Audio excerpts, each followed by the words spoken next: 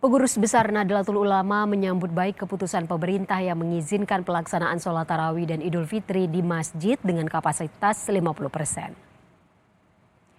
Keputusan pemerintah untuk mengizinkan pelaksanaan sholat tarawih di masjid di masa pandemi disambut baik Ketua Tanfiziah Pengurus Besar Nahdlatul Ulama Robikin M. Has.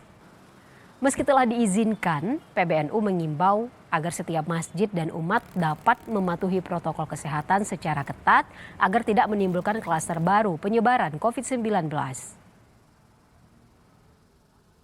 Saya menyambut baik kebijakan pemerintah yang memperbolehkan umat Islam menjalankan tarawih di tempat ibadah, di tempat umum, mushola, masjid, surau, dan seterusnya.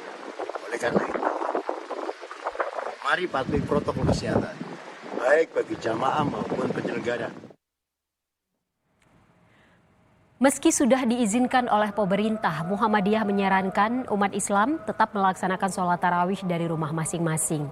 Hal ini seiring masih adanya temuan kasus COVID-19, meski trennya berangsur turun. Muhammadiyah juga telah mengeluarkan surat edaran atas keputusan ini.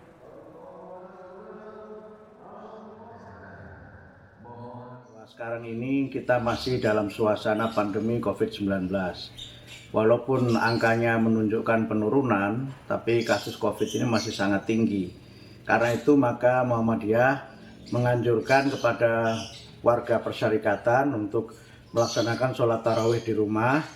Kalau melaksanakan di masjid atau di musola harus mengikuti protokol yang sangat ketat.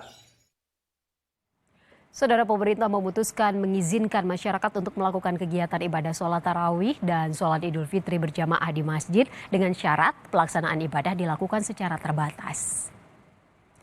Menteri Koordinator Pembangunan Manusia dan Kebudayaan Muhadzir Effendi menyatakan sholat tarawih dan sholat Idul Fitri pada dasarnya diperbolehkan asalkan dilaksanakan dengan penerapan protokol kesehatan secara ketat.